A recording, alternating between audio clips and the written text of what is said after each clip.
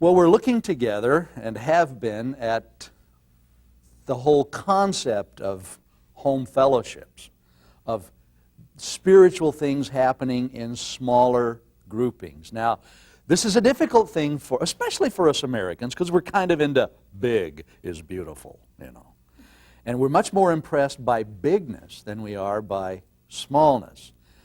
But the thing about Christianity is it is a big scene, unquestionably, but it is uniquely personal. You are not just a dot on a page. You are not one of a number. I mean, God deals with us personally and individually.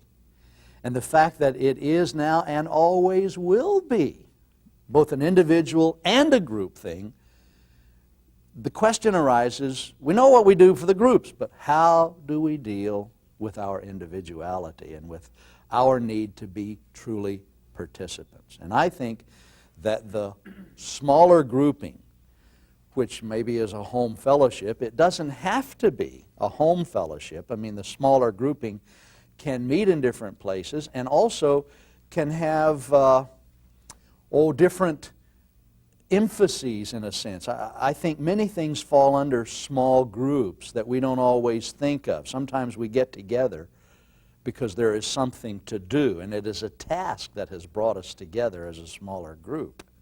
And yet actually it turns into the kind of grouping that has the dynamics that I'll be talking about in this session. Well, let's start off today by just answering the question, okay, let's say that we've decided we really do want to participate in a smaller grouping. What is supposed to go on? How do you start it? And how is it supposed to operate? Well, there are several ways that you can begin them. There is a programized way, and in our last session we made a little fun of the programized way because they have a tendency to be resisted by folks and to kind of fall apart sometimes and cease functioning more quickly. But it can happen. It can be okay. And that's where they just say, we're going to have small groups. We're going to assign you over here, and we're going to assign you over here. Will you lead one? Will you lead one? Can we send people to you? And of course what's happening is you're just kind of driving, I wonder who's going to be there, am I going to enjoy this, you know, kind of thing. I don't like this sort of thing. You know, it's the typical resistance. But one of the things that I feel very strongly about, and I think it's probably the best way to go, although it works best in situations where there already is a certain degree of closeness and knowledge, and that is where you decide, I want to do it. I just want to do it. And, you know, even if I don't think my house is the finest house in the world, and it doesn't matter really what your house is like at all. It doesn't make one bit of difference. You can get a dozen people in anybody's living room, no matter where it is. I just decide I want to have one. And I'm willing to be the host or hostess. Well, then you just tell the Lord, Lord, I really do want to do that. Kind of help me know who to invite. And so, you'd be surprised how the Lord will help you do that. And you just go to people and say, hey, I'm starting a home fellowship, and I really feel I should invite you. Would you pray about whether or not you want to come? And I tell you what, let's make it a 3-month investment, okay? Where we're going to do it for 3 months, so that you don't have to worry about, oh man, this is a lifetime commitment to something. I don't think I can do this. I was invited once to be part of a fellowship, and they were really, we're only interested in people willing to make a real lifetime commitment, you know, and I'm thinking, well, you know, I'm all for what you guys are doing, but that's kind of harsh. That's like going up to a stranger if you're a single guy and saying, you're going to marry me. Well, I don't know you. That's the point. You see, you don't make lifetime commitments until you really know someone. So, you make it kind of easy, I think, and say, look, we'll do this for 3 months and just see what God does, and if we don't want to, we'll all quit it after 3 months, and nobody has to continue if we do continue anyway after that length of time. And people are willing to make maybe a 3-month commitment. And then you just go ahead and decide which night you want to have it on, a night that would likely be free for most people, and then just watch and see what God does. You don't have to have a dozen people in this small group for it to begin functioning. If you get 6, 3 couples even, you're off to a good start. 8 is wonderful. Might even be the max, in a way. With the American time intensity, 10 probably is maximum for us Americans. Some other countries where, hey, how many days do you want to have this group? You know, they've got time on their hands. You can have a dozen to 14 people, which is historically and technically and scientifically ideal. But in this American, man, I'll give you a 45 minutes kind of atmosphere. Sometimes we have to limit ourselves to a smaller number. And that's okay. The fact of the matter is, you can do it with 4 people.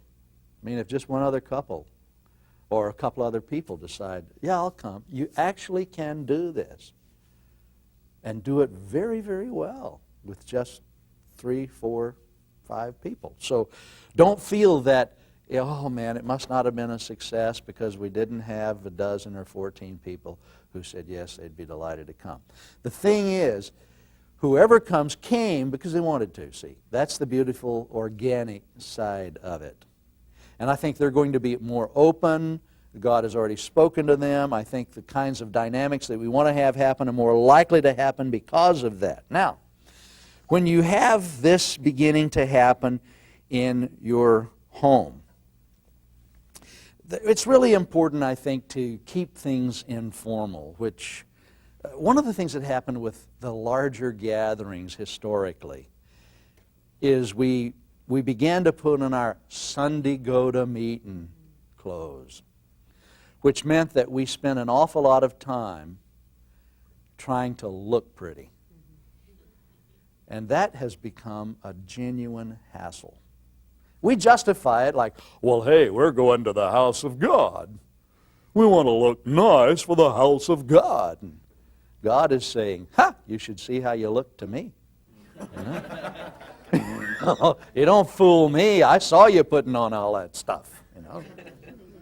And what happens, too, is I've discovered that fanciness is also a wall. I study walls, you know. It's one reason why I don't like to have a big pulpit, and it's why I like to have a lapel mic, because it frees me to come and be close to people, and I much prefer that. So I study walls. These tables are walls, you see, because it's sort of protection. It means it can't get too close, and so forth. And they limit, of course, certain forms of interaction. The very fact that this table here is a little bit of just a little bit of saying, no, he's up there being videotaped. I'm back here listening. No. And it's a sort of a wall. I consider formal clothing to be a wall, because it's like I can hide behind this and not be the real me. And if that happens in your home group, then after all, people, man, I can't get dressed up to go to that, because, dear me, 2 hours, 3 hours of sitting in fancy stuff. You know, I hate ties with a passion, which I happen to. I think whoever invented the tie is probably roasting in hell right now, you know. So keep it informal so people won't have to think that about some other thing about coming to your house. Now, when you get together, of course, the circle kind of thing. Here we've got a kind of a semicircle, and that's our compromise to this sort of setting, and I apologize for that, because ideally we would be sitting in a circle, you see. And there's advantage to that, because it means that you're looking at each other and no one is in neutral. It even changes, as I mentioned in our last session, when you design an auditorium for a larger gathering. If you turn that into a horseshoe shape, it changes the dynamic. The participation triples. I don't know, there's something about the fact when we can see each other, it just changes the whole dynamic. We're more participants than we ever are before. And when you're in a circle, no one's sitting out there fishing, you know, in his mind. Oh, yeah. No one is asleep out there, because we are all participants, and it makes all the difference in the world. Which means, too, that in this kind of gathering, You don't require the kinds of furniture that you might require in a church. I mean, it would be most inappropriate to have a pulpit in your home. It would be most inappropriate for someone to walk in and say, pews? In their house, what are they doing here? You know. So, see, this is furniture stuff that we kind of, quote, have to have in church and would be totally out of place in a home setting where reality is the thing that we want most of all. Reality. So, sometimes it's good to sing. If you have someone who is a skilled musician or at least is willing to lead in some way, you don't need an organ or a piano. That might even be out of place for this. In fact, the thing about an organ and a piano is they're such powerful instruments, they overwhelm. A guitar is probably invented by God. You know, I mean, it's just the thing. Because it doesn't overwhelm, it kind of fits in with and it lets the group be the group. Now, you don't have to sing in order to have a good home fellowship. You need to know that. If no one says, hey, I'd like to lead song, then it's okay. You haven't really damaged your fellowship at all. But if you do have the skill, it doesn't hurt at all to spend just a few minutes in the singing form of worship. Now, you got to be careful, too, to sing what people can sing, because projecting words on the wall of your house is a little bit gauche. You know, it just is like, hey, what's going on? And it's a bit unreal.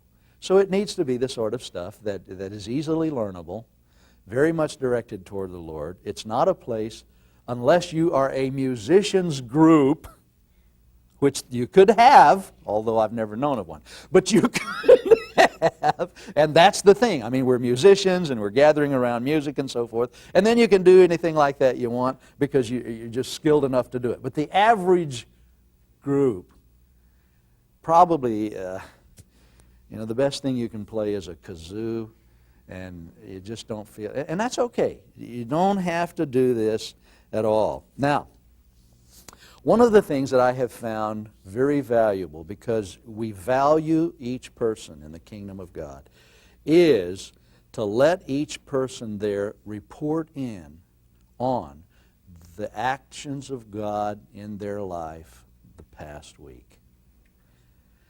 I want to know what's happening in your life. I want to know who you are. I want to stay in touch with the real you. So I want to know, what's God been doing? Now, this serves several functions. One, it keeps me in touch with you, but it also is kind of a form of worship, you know? I'm saying, here's what God has been doing, for which I am so grateful. Here are the things, here's what I've been learning this past week. This can even include, in terms of the report in, sort of, I need prayer in this area. It could be a preparation for prayer time, you see. Which, of course, then brings up the next thing that really needs to happen in every meeting of every home group, and that is a time of prayer. This is the one place where everyone can pray and everyone can be prayed for. And this is so powerful. When you first begin your sessions, it's quite possible that the needs expressed and the prayers said might be kind of surfacey because we don't know each other yet. But boy, after a while, it gets pretty real, man. And the thing is, the miracles happen like you can't believe, because God answers prayer. And I think we don't see as many miracles as we could simply because we don't pray. We just don't pray. But in this group, you will discover, boy, God is up to stuff. You might even, I've known of groups, and it's okay, that journaled things like this. Someone was appointed to write down the need, and then you go back and you leave a place where done. And you discover, boy, it's kind of done, isn't it? Because God does answer prayer. So you do definitely need to give time to that prayer. And I think take the time for each person. Not just, okay, let's take all the requests here and why don't you pray for it all this time? See, that's kind of a traditional, formalized form. But care enough for the individual to pray for that individual when the request or the report in is signaled. Sometimes, you see, when you get to know each other, here's what you'll find happening. You will find that as someone reports in, you're going to so care for that person that you will be listening and you'll say, and they won't even say it as a prayer request, but you'll say, hey, I bet you'd like for us to pray for you about such and such. And they'll say, well, yeah, as a matter of fact, and they wouldn't have even thought about making it a prayer request, but your new care for that individual causes you to spot this, and immediately they know they love me here. They love me here. It's a wonderful thing that begins to happen. And as I was mentioning, boy, if you could just get, say, 40% of a congregation involved in home groups like this, do you realize how many people you actually have praying now that would have been praying before? Sometimes I'll ask people a question in a larger gathering, and it's very revealing. I don't necessarily make them raise their hands, but I'll sometimes ask, is there someone that you know of who right now knows the deep need of your heart and is praying for you? And most people are like, But then the other side of it is there's someone whose deep need you know, and you're praying for them. Yeah. It's like we get real surfacey when all we have is the theater-style meeting. Well,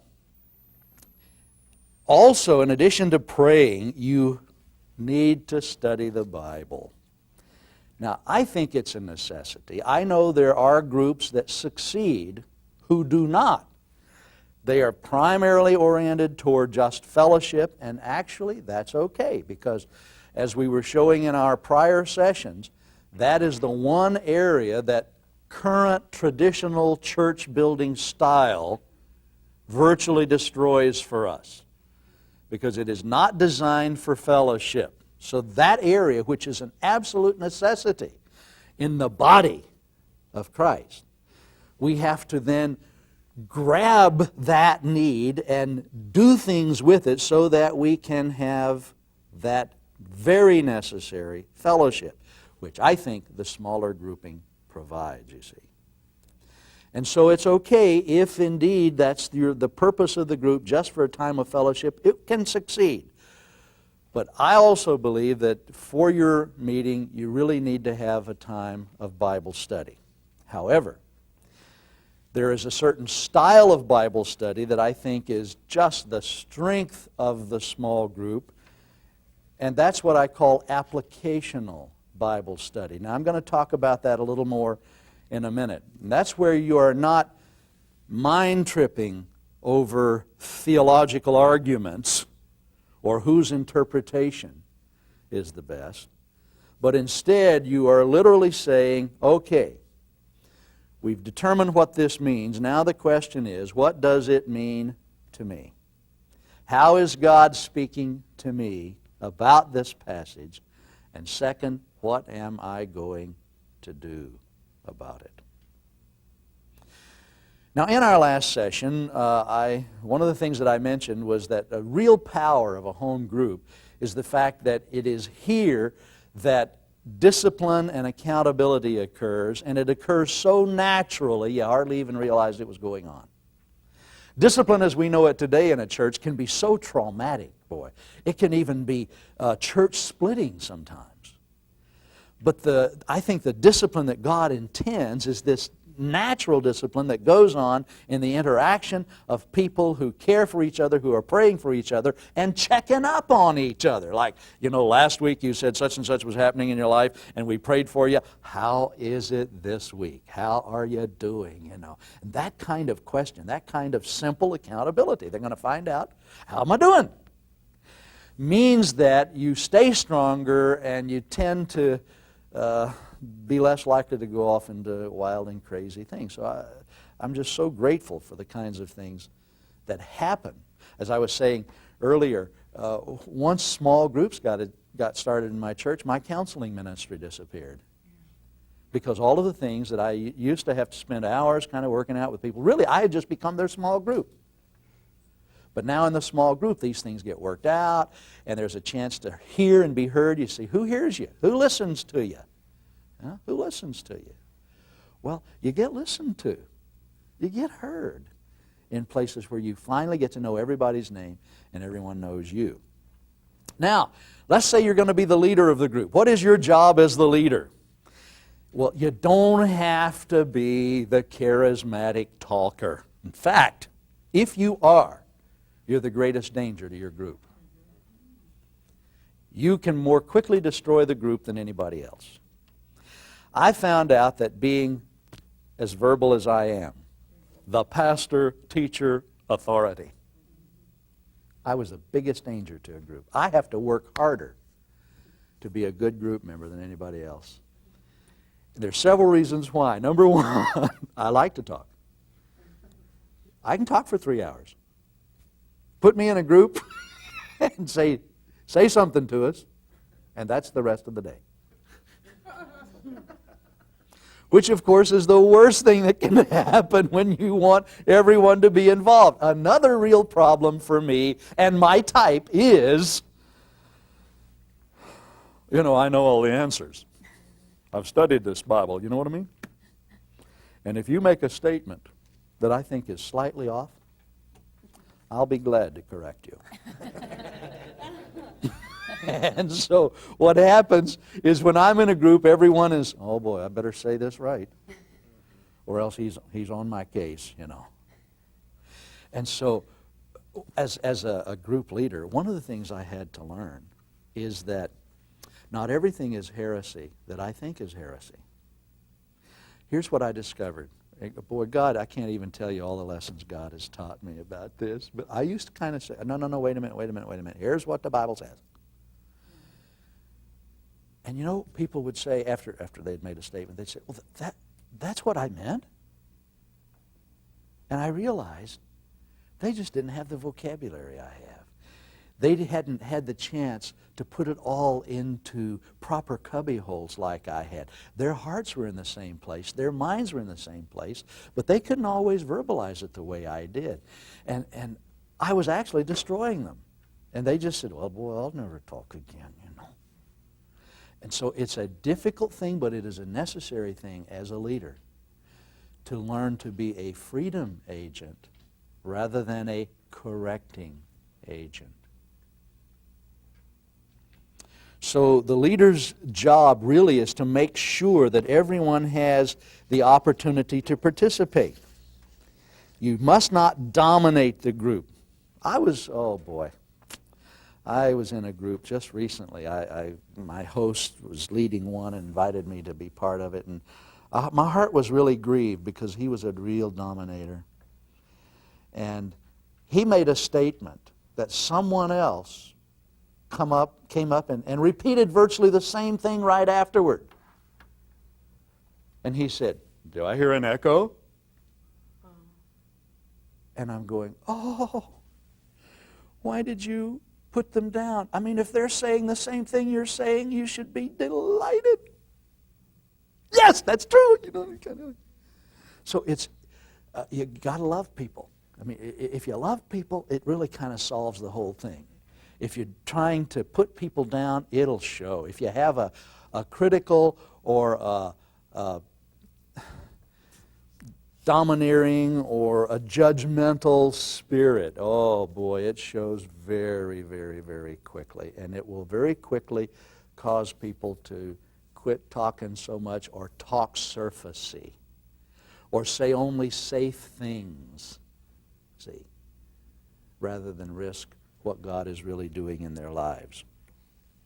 Well, of course, a lover of people and a person of humility realizes, man, I'm just a fellow discoverer of God. I'm not the answer to all questions. I too am a man who is still discovering what God is up to. Now, another job that is very important for the leader is he has to keep this discussion very personal. He has to keep it practical. He has to keep it kind of experiential. Now, I say the word experiential. That can sometimes be a loaded word, except that we have already, I assume, studied the Word. We know what is there.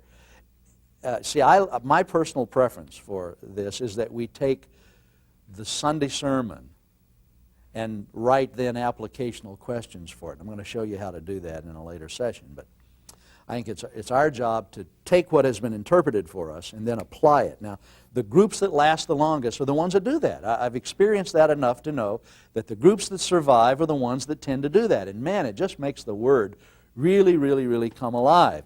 So we have to keep it personal and practical. In other words, it is the leader's job to discern when this gets into an argument area, where someone says, well, I think this means... And then, what does the leader do? His job is to say, well, maybe you're right, and thank you for sharing your opinion with us, but how have you seen this that you just said working in your life? See? Because if it isn't working in your life, you really have no business saying, I think this means. See? This is an applicational thing. If you say, I think it means, I may disagree with you. Well, it doesn't either. And you got a little fight going, see. But if we say, how's this working in your life? I mean, if this is what you think, how is God putting it into work in your life? You can't fight over that. You realize that? There's no fight. And home groups were not designed for places for us to fight. But they're places for us to learn to love each other and to support one another. So it is your job to make sure it stays in that category. And if you detect someone getting mind trippy, your job is to immediately say, let's bring this back to... I mean, you don't say it that way. You just say, well, thank you. I mean, you want to affirm people for even talking. There are occasions when someone will try to dominate the group. You have to interrupt them and say, hey, thank you. I really appreciate it. And you're probably the most verbal person in our group, and to be honest with you, I'm going to have to control that. I mean, you can say that. So let me just stop you. Whoa. Thank you. Let's let someone else. How is this happening in your life and so forth? And you just have to do that. That's a leader's job. But when you have the chance to get to know and love each other, you can do it. You'd be surprised what can happen, and they don't feel like, oh, you don't love me. There are occasions, I need to tell you this, there are occasions when someone cannot control themselves. And sometimes a leader has to go up to him privately. You don't want to embarrass anyone, see. And let's say that it's you, and I'd say, I know it wouldn't be because you hardly ever talk. And say, I really need to have an agreement with you that the most dangerous thing right now for our group is the fact that you're doing all the talking. And I appreciate you, man. You have great things to say. But we are a group. And so can we kind of have an agreement that maybe I'll give you a signal or something and you realize, better shut up now, so that we can give other people. And usually that'll work. If it doesn't, sometimes you have to say, I really don't think that you're going to fit in with this group. Not that we want to turn you into something that you aren't, but we want to free these people to be who they are. And so maybe there are times when it just doesn't work, and we have to say that sometimes, see. And that's the leader's difficult job. Now, you need to know that. But there are ways to do it diplomatically, see. If you love people, then you try to be very careful to protect their dignity. You don't want to embarrass them publicly. That's one of the biggest things I find happening sometimes, is people don't understand that you don't want to put people down publicly. And if you have to confront something, most of the time it's far best to do it privately as the leader and just say to them, we got a problem here. It's bothering me, and I know it must bother other people, and here's the way we need to deal with it. So another thing that a leader must do, see, Jesus led by example, And so the leader becomes the example, and you set the example for openness and honesty, as well as acceptance in a group. Oftentimes it is your job, well, almost always, it's your job to lead the way in terms of affirming people, in terms of getting them out, in terms of prayer. You see, if, for instance, it's a prayer time, especially early on, and you're not willing to really deal with true stuff in your life, then they won't be either. And actually, the leader has to be first in most everything. For instance, if the, which I'll talk to you about in a moment, if you're the first one to give your life story, I mean, you should be the first one to give your life story so they can know how it's done, in a way. And of course, if you don't tell them anything, they're not going to tell you anything either. You really do set the stage for openness and acceptance and honesty. We lead the way, which sounds like we're trying to be first. But no, the fact is, whenever you're doing something that's difficult and you do it first, then you're being last. Because it's the last thing anybody wants to do first. So you really become last and least. It is an important thing, too, to be careful not to be people who probe into others' lives. You see, when people share with you, what you're wanting to do is create the atmosphere that frees them to be open, rather than trying to smash their shell and expose them. This is so important. Some of the theological things I see going on right now, I consider to be shell smashers. In other words, in the name of God, I am revealing this about you, kind of thing, and you're saying, please, I didn't want to, And you may go away from that saying, whoa, how did they know that about me?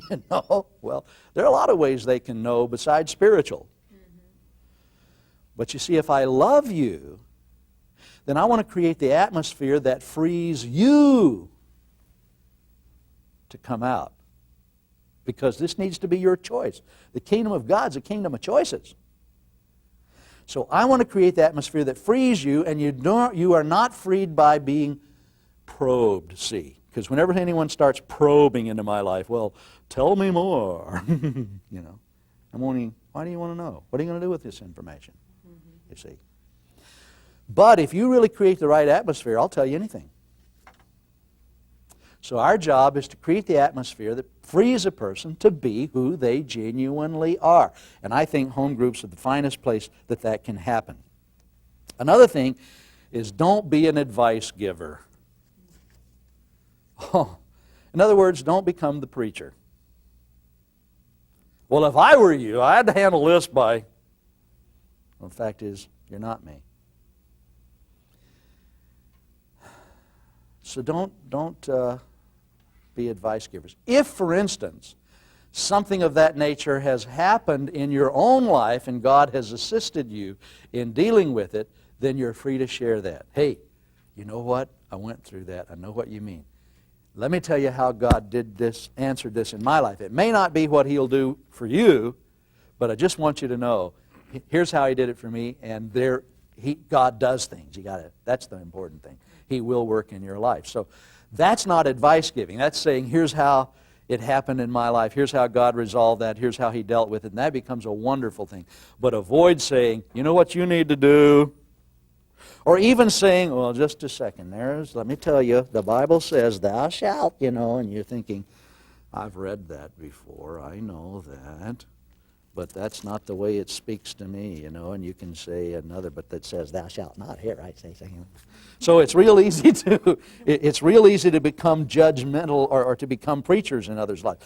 The other thing is, be careful and don't be judgmental. Oh, that happens sometimes. Let's say someone really begins to become open, and so what they do is they share something maybe in their life, and you go, oh, you? How could you? And folks, it is all over. I mean, you have just shut everybody down, you see. Because the moment you decide that you're going to be the determiner of what is right and wrong in your group. It's kind of an all-over thing for that group. So be real careful about that. Don't be judgmental. Know this, too. I've been in small groups where there were some really, really tough things happening in the lives of some of the folks. And I had to just kind of grit my teeth and be very accepting and open. But in the course of it, you example something else. People know where you stand. I mean, when you're studying the Bible, God puts it in your heart, what's right and what's wrong. And people who are up to stuff know. It's not like you're going to tell them. But you can become truly the key that brings them out of that. And I found it to be so. It is amazing how God will take something like this and on His own, you can trust the Holy Spirit and the Word of God to bring people, if they're free to confess it, and you can ask them, hey, is it something you want us to pray for you about? Oh, no. Okay. But there'll come a point. And the thing is, you get to watch God move. But if you are judgmental, all you do is shut them off. You say, well, I'm not going to ever tell them about that again. See?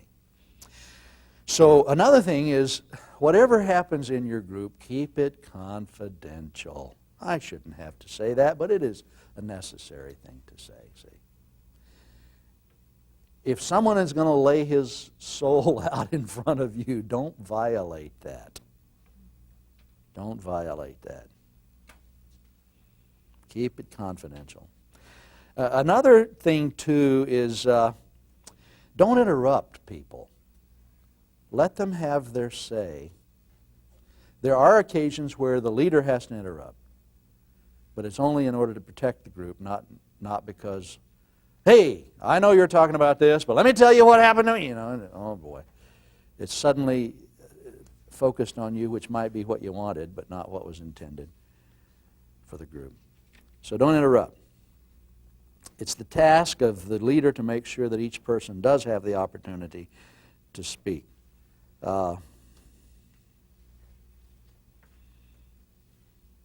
let me talk a bit about how you build your group so that, a couple other things. As a host, don't worry about entertainment or being too fancy. You really don't need to make this a dinner thing, although I have seen where they've made dinner things the focus, and that's fine, but believe me, you don't have to be. Real simple. Real simple. You don't even have to have your house spit, polish, clean. I know that's a hard thing for the ladies because I know some ladies can't have someone come in and clean their house because they're embarrassed for them to see it dirty, so they clean it up before the cleaners get there.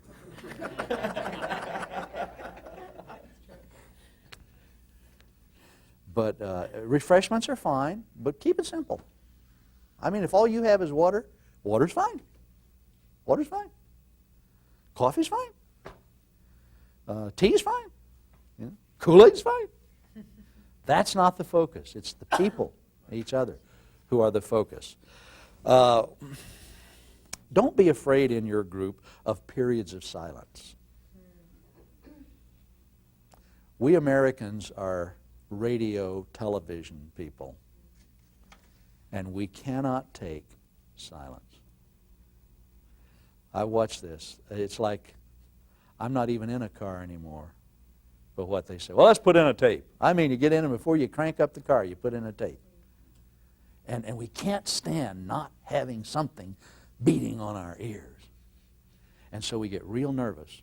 I was a radio announcer, and 10 seconds of silence, and I'd get fired. My job was to make sure there was always something going out over those airways, And that's the way our mindset is. But don't be afraid that you've got maybe 1, 2, 3 minutes of silence. 3 minutes of silence. You ought to try that in the presence of someone. It's an eternity.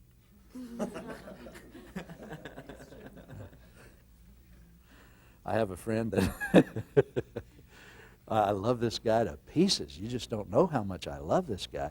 He cannot handle it, though, when he and I are together and I'm not saying something. And if there's 60 seconds of silence, he'll say, "What are you thinking?" You know, and I'm going, "Just sitting here, is it okay?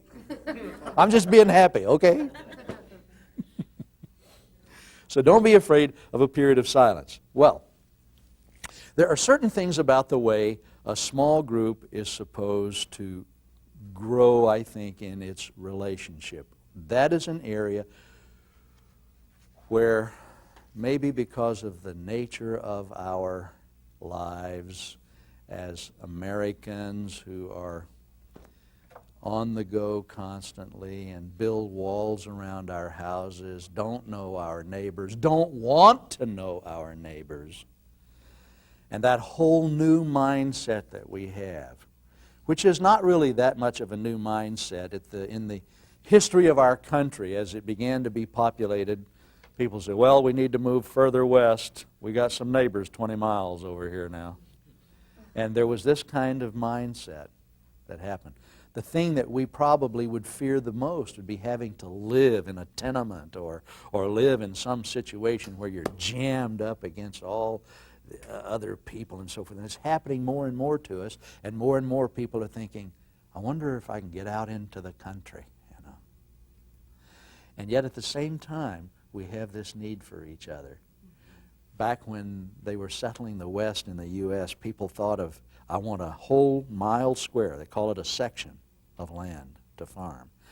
And they thought, "I'll put my house right in the middle of my section." But you know what happened? You know what happened? They discovered they can't do that. And so you have 4 sections here that corner, and they would put their houses on those 4 corners because we discover we have to have each other. We just have to. But how in a small group can you facilitate the growth of people? And what are the secrets, the growth of your relationship, and what are the secrets of the kind of Bible study that works best? Well, that will be the subject of our next session. Thank you very much.